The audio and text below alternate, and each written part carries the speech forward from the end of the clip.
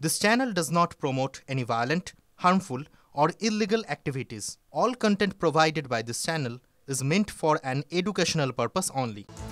SIR শুরু 4 তারিখ থেকে বাড়ি বাড়ি ছাড়াই বাছাই পর্ব শুরু হবে, কিন্তু যারা বাড়ি ছাড়া তারা কি কোনো ছাড় পাবেন? উত্তরের বন্যা অনেক পরিবারকে পথে এনে দাঁড় করিয়েছে আমরা জানি। ভেসে গিয়েছে সরকারি কাগজপত্র, তাদের কি হবে? বন্যার ধাক্কা কি পরিচয়টাও মুছে যাবে?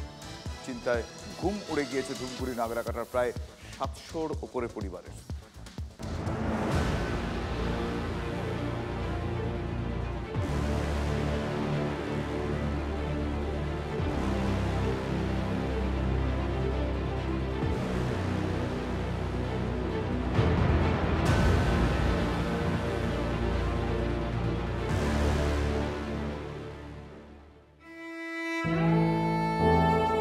উৎসবের মরশুম কেটেছে সরকারি ত্রাণ শিবিরে।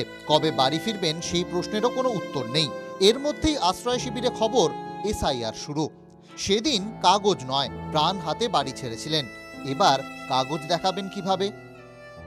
আমাদের কি ডকুমেন্টস আছে, কি আমাদের তো কোনো কাগজই দেখাইতে পারবো না এখন। মানে আতঙ্কে রয়েছেন কি SIR নিয়ে? হ্যাঁ, SIR নিয়েই সবচেয়ে আতঙ্ক। যদি কোনো কাগজপাতি না থাকে তাহলে আমরা কি দেখাবো? বন্যার জল বাড়ির চিহ্নটাও শেষ করে দিয়েছে। জলপাইগুড়ির ধূপগুড়ি ও নাগরাকাটা ব্লকের প্রায় 700 পরিবার এখনো বাড়ি ছাড়া। সরকারি ত্রাণে পাওয়া ত্রিপলের নিচে দিন কাটছে। বন্যা ঘর বাড়ি কেড়েছে, কাগজও নেই। এখন কিভাবে প্রমাণ করবেন তাঁরা ভোটার? SIR কি পরিচয়টাও কেড়ে নেবে? না থাকলে তো আমাদের কোনো মূল্যই নেই। ডকুমেন্টসের ব্যাপারে ওই যে আমরা দরখাস্ত করেছি, কিছু ডকুমেন্ট পেয়েছে, অনেকে পায় নাই, সেগুলো দিবে বলে ঘোষণা করছে দিবে। রাজ্য সরকার সব নথি তৈরি করে দেওয়ার প্রতিশ্রুতি দিয়েছে, কিন্তু এখনো সবার হাতে কাগজ পৌঁছয়নি। যদি আগামী 10 দিনের মধ্যে সরকারি কাগজ তাদের কাছে না পৌঁছয়, বন্যা দুর্গতদের যাদের কাগজ হারিয়ে গেছে তারা যদি নির্দিষ্টভাবে কাগজটা না পায়, তাহলে এর বিরুদ্ধে ভারতীয় জনতা পার্টির রাস্তায় নাম। রাজ্য সরকারের তরফ থেকে আমরা চেষ্টা করছি যে তাদের নথিপত্রগুলো যত তাড়াতাড়ি দেওয়া সম্ভব হয় সেটা চলছে। মানে স্ক্যাম আছে, এখনো আছে, যাদের নেই ডকুমেন্টসগুলো তারা জানাচ্ছে, এবং অ্যাকর্ডিংলি আমাদের সেখানে সরকারি যারা প্রশাসনের মানুষ যারা রয়েছে ও আধিকারিকরা যারা রয়েছেন তারা কাজ করবে। দাবি আছে, পাল্টা আন্দোলনের হুঁশিয়ারি আছে, আর সঙ্গে আছে রাজনীতিও। কিন্তু যে মানুষগুলো বেজায় বিপাকে পড়েছেন তাদের সমস্যার সমাধান হবে কিভাবে, সে উত্তর কোনো পক্ষের কাছেই নেই। জলপাইগুড়ি থেকে রনি চৌধুরীর রিপোর্ট, TV9 বাংলা। 4 নভেম্বর থেকে বাড়ি বাড়ি পৌঁছবেন BLOরা। তার আগে ঘুম উড়ে গিয়েছে শিলিগুড়ির পোড়াঝাড়ের। বেশিরভাগেরই 2002-এর ভোটার তালিকায় নাম ছিল না, তাদের বাবা মায়েদেরও নাম ছিল না। বাসিন্দাদের কেউ কেউ খোলাখুলি বলছেন যে 2002-এর পর বাংলাদেশ থেকে তারা এসেছেন, তারপর ভোটার কার্ডও তারা পেয়ে গিয়েছেন। সেই ভোটার কার্ড কি এবার বাতিল হয়ে যাবে? এই প্রশ্ন কিন্তু এই মুহূর্তে আকাশে বাজছে। 5ই অক্টোবর খবরের শিরোনামে উঠে এসেছিল শিলিগুড়ির পোড়াঝাড়। বন্যায় ভেসে যায় গোটা গ্রাম। সেই গ্রামেই এখন আতঙ্কের দিনরাত্রি। এই পোড়াঝাড়ে এই যে বিস্তীর্ণ কলোনি, কয়েক হাজার মানুষ এখানে বসবাস করেন, এই কলোনি কিন্তু গত কয়েক বছরের মধ্যে গড়ে উঠেছে। নদীর চর দখল করে এই কলোনি বসেছে এবং এই এলাকায় বিভিন্ন জায়গা থেকে মানুষরা এসে বসবাস করতে শুরু করেছেন। কোত্থেকে এলেন বাসিন্দারা? অনেকে খোলাখুলি বলছেন বাংলাদেশ থেকে।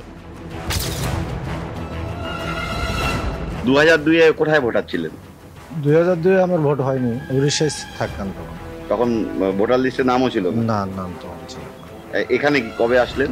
এখানে আমি আসছি 10-12 দিকে। আপনার বাবা মা কোথায়? আমার বাবা মা বাংলাদেশে ছিল। আচ্ছা, আপনারা কবে ভারতে আসেন? আমরা চলে আসছি 10-11 সালে।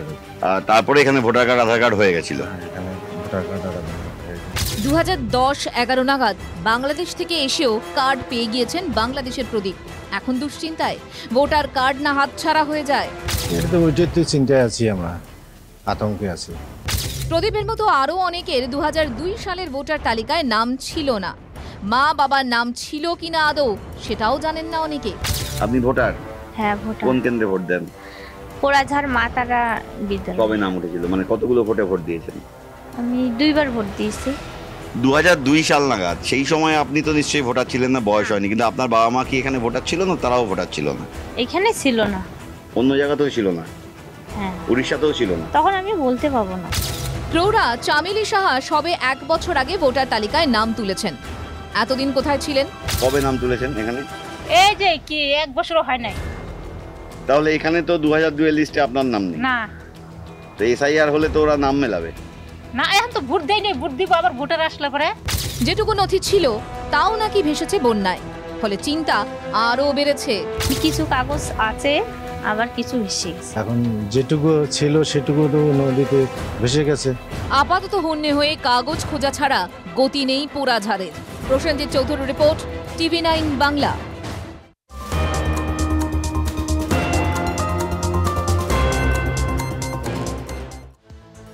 অযথা আতঙ্কিত হওয়ার কারণ নেই। এসআইআর বা ভোটার তালিকার বিশেষ নিবিড় সংশোধন সরকারি কাজ। তার আগেও 8 থেকে 10 বার হয়েছে। ভয়ের কোনো প্রশ্ন এক্ষেত্রে নেই। রাজ্যবাসীকে এভাবেই আশ্বস্ত করে বার্তা দিয়েছেন মুখ্য নির্বাচনী আধিকারিক মনীষ আগরওয়াল। আমাদের ভোটার লিস্ট ফ্রিজ হয়ে গেছে। ভোটার লিস্ট যেটা ফ্রিজ হয়েছে এখন পর্যন্ত যে ভোটার আছে 7,66,37,529, যেটা আর্টিকেল 326 অফ দ্য কনস্টিটিউশন আছে, যে আপনার রেজিস্ট্রেশন অফ ইলেকট্রাল রুলস 1960 আছে, ওর মধ্যে any person who is eligible, কারো নাম বাদ যাবে না। এমন ভোটার লিস্ট তৈরি করব যেটা 100% ফেয়ার হবে। যে ভোটার আশা প্রয়োজন আছে, এলিজিবল আছে, ও নিশ্চয়ই কোনো বাদ যাবে না। আতঙ্কিত কি জন্য হয়ে আছেন? আতঙ্কিত এটা তো একটা গভর্নমেন্ট স্কিম আছে, যেরকম অনেক গভর্নমেন্ট স্কিম আছে, এটা ইসিআই থেকে আছে, আর এটা তো এক্সারসাইজ অনেকবার আগে হয়ে গেছে। এটা ফার্স্ট টাইম তো হয়নি, এটা তো প্রায় 8-10 বার আগে হয়ে গেছে।